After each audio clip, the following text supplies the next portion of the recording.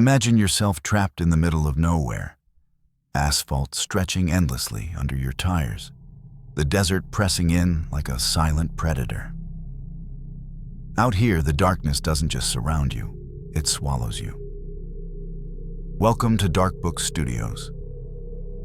Tonight, we're diving into two true highway horror stories that survivors swear happened to them. One woman, alone in the Arizona desert, stalked by a car with no driver. And one trucker, out on Nevada's loneliest road, face to face with something that wasn't human. Buckle up. These stories will make you fear the open road for years to come. Story 1. The car that wasn't there. My name's Sarah, and I'm a nurse from Tucson. This happened in the summer of 22, on State Route 80 heading toward Douglas. It was one of those shifts that steals a piece of you. Short-staffed, 3 admits in the last hour, a code at 11:15 that we didn't win. By the time I clocked out, my scrubs felt like they belonged to someone else. I remember my locker combination only because I'd written it on a sticky note and taped it on the inside of my shoe. It was that kind of tired. It was almost 1 a.m. when I slid into my old Corolla. The car smelled faintly like coffee and sanitizer wipes. The dash clock glowed a tired green. I plugged in my phone out of habit, knowing it was dead, then turned the key. The engine coughed, caught, settled into its familiar buzz. I took a breath, long and steady, and told myself it was just 45 minutes. 45 minutes of empty desert and then bed. State Route 80 is a line someone drew across a map with a ruler. Black ribbon through brush and cactus, a few distant fence lines, some weather-beaten signs that say everything and nothing. No streetlights, the kind of quiet that makes your ears ring. I rolled the window down an inch for air. The night smelled like warm dust and creosote. I always hit that first long straightaway at about 60. The tires made that hollow humming sound they do on old asphalt. The radio was off. I didn't want noise.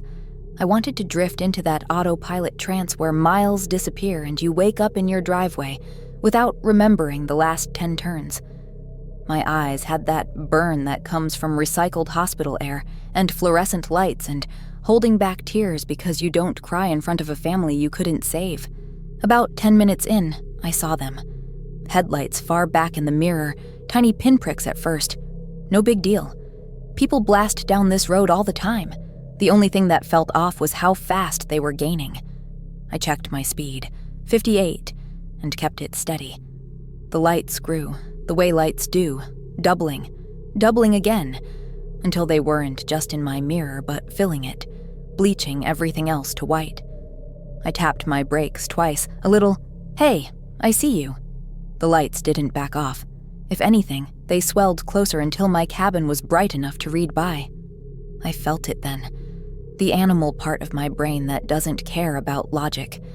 The part that knows when a shadow doesn't belong. I locked the doors. My fingers found the window switch, rolled it up the rest of the way. My mouth had gone dry. I told myself it was some jerk, some heavy foot, some teenager pushing their luck. I tapped the brakes again, harder. The lights stayed married to my bumper. Okay, pass me, I thought. Just go around. I eased to the right, tires thrumming over the edgeline. The lights didn't pass. They flashed instead. High beams, low, high, low, on, off. Not frantic, not sloppy, patterned, intentional. If you've ever worked nights, you know how silence can hold a shape. That's how it felt, like the road was leaning in to listen. I pushed to 70. 72. The Corolla vibrated the way old cars do when you're asking them to remember their youth. The lights stayed glued to me, an inch too close, like they wanted to climb into my trunk. "Okay," I said out loud, to the windshield, to myself. "Okay. Gas station. Just get to the gas station." There's a station on the edge of Douglas that never closes. The kind with 3 pumps, a faded beer billboard, a stray dog that sometimes sleeps by the ice machine. 20 miles. I could do 20 miles. The road curved, one of those long desert bends that doesn't look like much until you feel the car lean. The lights behind me shifted with it, a white smear across my rear glass. Then the vehicle slid into the oncoming lane and paced me, not accelerating to pass, just easing up until it matched my speed. We were two ghosts skating through a corridor only we could see. I didn't want to look. My body didn't want to look. But I had to. It was an old sedan, hard to pin the make. Boxy, the kind of car that had a cassette deck when it was new. The paint had once been dark, maybe blue, maybe green, now weather-beaten into no color at all. The glass was tinted, the driver's window was down.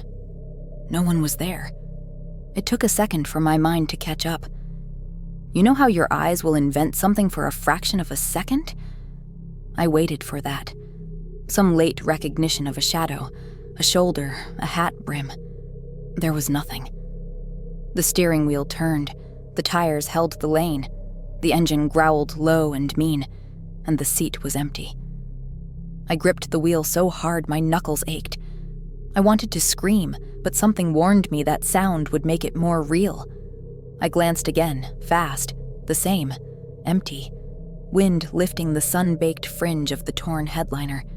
The sense of someone not quite in a seat, like a missing tooth your tongue keeps returning to. I floored it. The Corolla protested, and then obeyed. 80, 85. The other car matched me without effort. It nosed closer until I could see the pitted chrome of the side mirror, the fine glitter of sand glued into the paint, the way heat ripples rose off its hood even at night. My car drifted right, tires whispering against the shoulder. I pulled back. The sedan drifted with me, a predator herding me where it wanted. I didn't register the first whisper as words. It was a pressure more than a sound, a cool thread at the base of my skull. Then it clarified. 2 syllables, no breath behind them, as intimate as a finger tracing my spine. Pull over. I shook my head hard enough to pop my neck.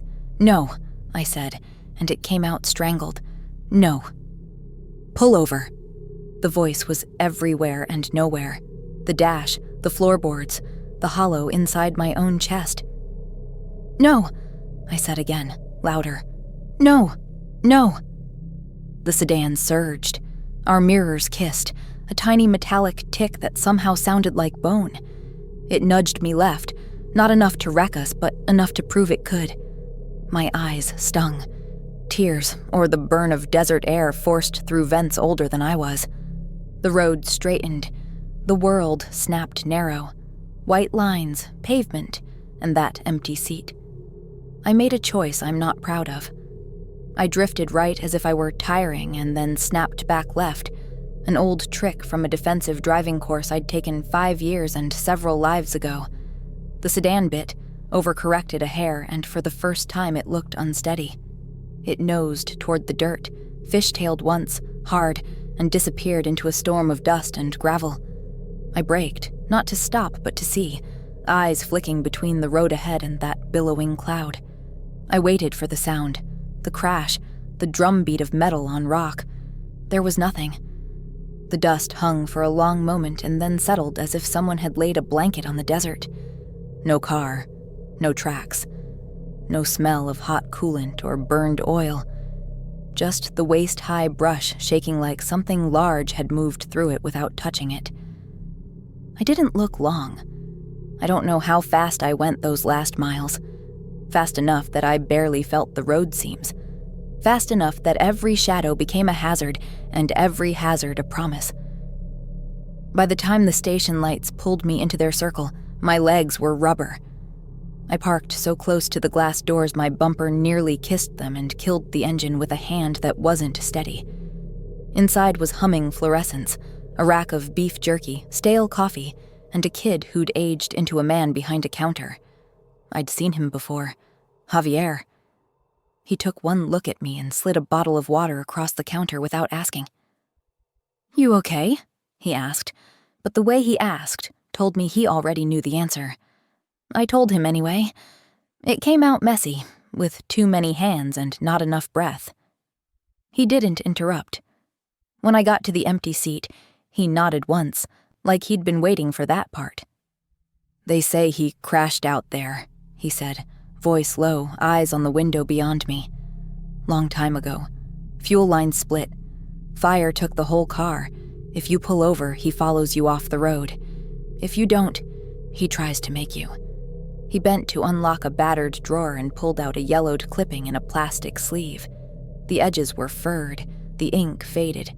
Headline: "Man dies in desert inferno." The photo was a blur of night, flame, and something that looked like the outline of that same boxy hood. I didn't want to look. I looked. I didn't want to believe. I believed enough to feel sick. The sun took its time coming up that morning. I watched the glass door as if the night might walk in behind me. When I finally went outside, the world felt counterfeit. The sky too blue, the pavement too hot under my shoes. I walked a slow circle around my car, palms sweating, stomach doing that slow-motion boat rocket does after a near miss. On the driver's side, low along the doors, were 3 long scratches, deep enough to catch a fingernail. No transfer paint, no dust ground in. Just raw, pale scars through old clear coat, as if something had laid a metal comb along the panels and pressed. I still drive that road. The hospital doesn't fund an extra nurse because the desert is haunted, but I don't drive it after dark now. Daylight feels like armor, and sometimes, on mornings when I'm late and the sun is a hot coin in the mirror, I'll catch a flicker in the corner of my eye, a pair of high, bright lights cresting the rise, and then they're gone, and I don't breathe until I'm under the cottonwoods by my apartment. People say fear is a story we tell ourselves. Perhaps. But some stories are not only given to us, some arrive in our heads with voices all their own. Story 2, The Man in the Fog. My name's Ethan. I've been a long-haul trucker for over 15 years. If it's on a shelf and stays fresh because someone moved it fast and careful through the night, I've probably hauled it. You build a rhythm out here. Way stations, mile markers, the lullabies engines sing to themselves when everything's running right. You learn what to fear, too. Black ice, drunk drivers, deer that decide at the last second they'd rather be somewhere else. What I saw on Highway 50 isn't on any training sheet. Late October 2023, a little after 2 a.m., I was taking produce from Reno to Salt Lake. The night started clean. Stars were so sharp they looked mean. The high desert has this way of making you feel like an ant, like you're rolling beneath a different sky than the one folks in cities get. The road was mine. I had the seat at that sweet angle that saves your back. Thermos of coffee hot in the holder, CB quiet, tires singing an easy song. Then I drove into Cotton. That's what it looked like some giant had unrolled a bale across the blacktop. Fog so thick it made a dome, and I was inside it. The beam from my lamps hit a wall and died. 10 feet of visibility, maybe. Less when the road dipped. Sound got strange, too. The engine seemed to move farther away from me, as if it were under the floorboards instead of a few feet ahead. My breath sounded too loud. The wipers took on that rhythm that never matches music. Shuck, shuck, shuck. I eased down to 30. Hazard awareness, they teach you.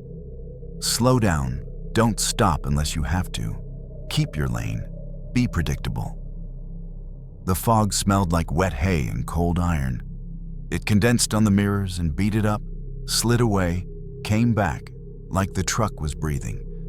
That's when he appeared. A figure in the lane, dead center where no one should ever be. At first, he was just a darker piece of the dark, a vertical that shouldn't exist. My foot went to the brake so hard my thigh cramped. 80,000 pounds doesn't like changing its mind. The trailer groaned, weight shifting forward. Everything on board, pallets, straps, cardboard, made those small sounds things make when they talk to gravity. I brought her down, straight and clean, and stopped 10 truck lengths short of the silhouette. My first thought was the right one. Someone stranded, car in a ditch. Maybe they're drunk, maybe they're hurt. We don't leave people out here. That's not a rule, that's a covenant. I popped the high beams. The fog ate them like a mouth. Nothing came back but a flat, white glare. The figure didn't move. It tilted its head like a curious kid might, or a dog trying to parse a human sentence. "Breaker," I said. Thumb on the CB, though I didn't know who I was talking to. Got someone in the lane out on 50, east of nowhere. Anyone nearby? Static. Not the normal kind. Not the friendly Rice Krispie crackle. This had depth to it, a wetness, like I was listening to a distant waterfall through a tunnel. I let go of the button, and the noise kept going a heartbeat longer than it should have, as if it had been happy to be let out. I killed my brights and took the mag light from its cradle. I grabbed the tire iron because I've never regretted having steel in my hand, not in a yard, not in a bad truck stop, not on a foggy highway where a stranger doesn't move. I opened the door, and the cold hit me like a past life. October in Nevada doesn't feel like that unless something's wrong. The air had a bite like it had come out of a freezer. My breath bloomed and hung around my head. The fog swirled low, caught around my boots. I climbed down careful, every rung a small act of faith. "Hey," I called, because I'm not a coward. Because leaving someone to freeze on a road I knew better than my own driveway would eat me alive. "Hey, you okay? You need help?" I took 5 steps forward and swept the light. His face wasn't a face. That's the line my head gives me when I try to tell it now. It's a neat sentence you can pack away in a drawer. The truth is uglier. It was skin like candle wax that never hardened. It was the sense of features pressed flat from the inside by hands that didn't know where eyes should go. It was wrong. Not grotesque in the way accident scenes get. Not bloody or broken. Wrong in the way a song is wrong when 2 notes almost match and don't. The head tilted further. There was a neck. There were shoulders under a coat that didn't belong to any brand I could name. There was a slippage to him, like he wasn't heavy enough to belong to the ground he stood on. I don't remember deciding to move. I remember that the world narrowed until it was the rectangle of my cab door and the thing between me and it.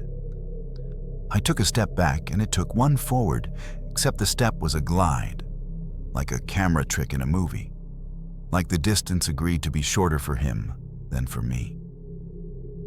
"Hey," I said again, but now it was a threat. My voice didn't sound like mine. I ran, not gracefully. I hit the rung with my shin, got the door handle wrong the first time because my fingers had turned into someone else's.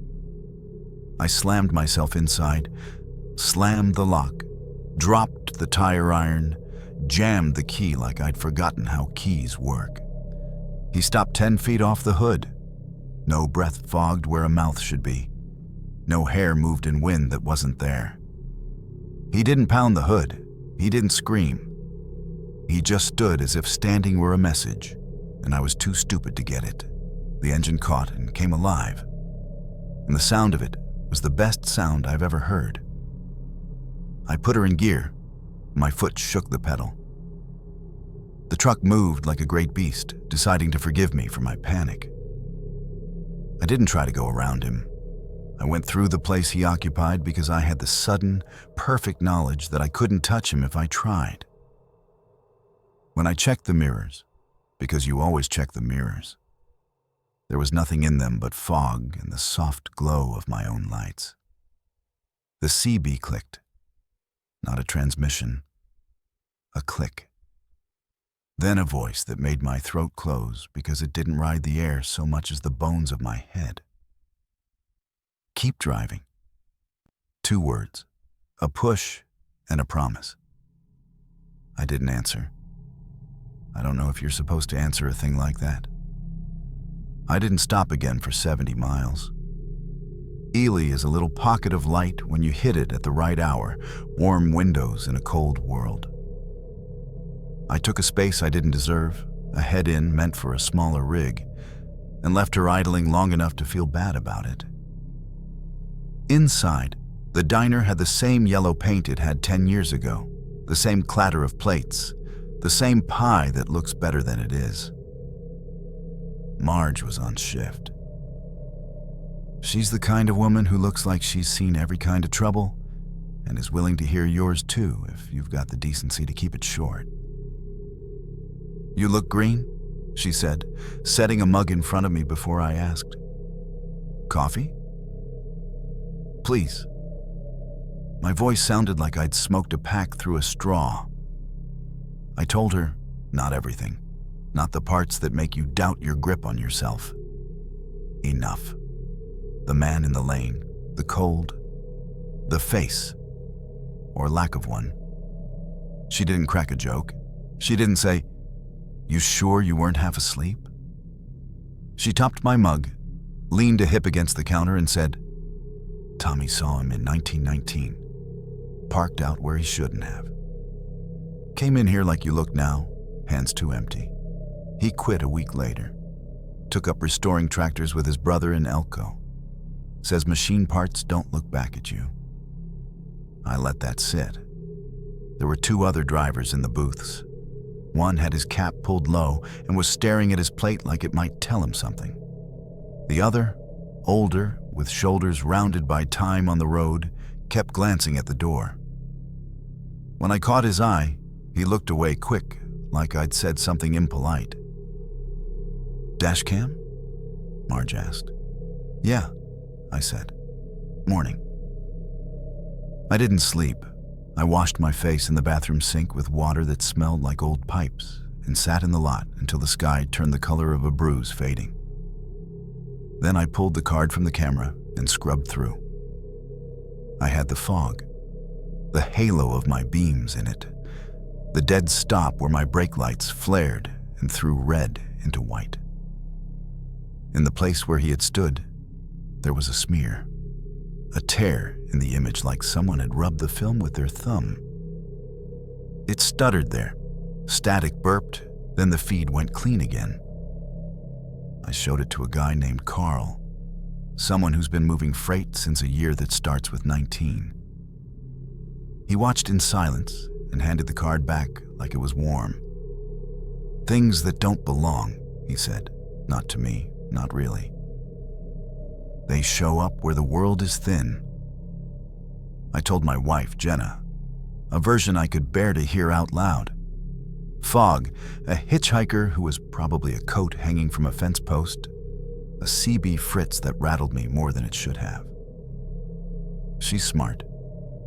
She kissed my cheek and didn't argue with the lie. For 2 nights after, she woke to me checking the deadbolt at 3:17 a.m., sure I'd heard something on the gravel that wasn't there. Here's the part I try not to talk about. I rerouted the next haul. Dispatch asked why, and I said road work, and they said sure, no problem. And I drove an extra 92 miles without billing it, because you can't bill a company for the tax fear puts on your life. I watch for fog now the way I watch for black ice. Reading the lay of land, the smell of air, the way sound changes before your eyes admit what they're seeing. I keep moving. I keep the radio low. I keep the feeling that someone without a face can still be looking. People ask if I think it was a person. People ask if I think it was a ghost. The truth is simpler and worse. I think there are places where something presses through because it can. I think we build lines across deserts and mountains and tell ourselves they're ours because we poured rock on them. I think sometimes the road disagrees.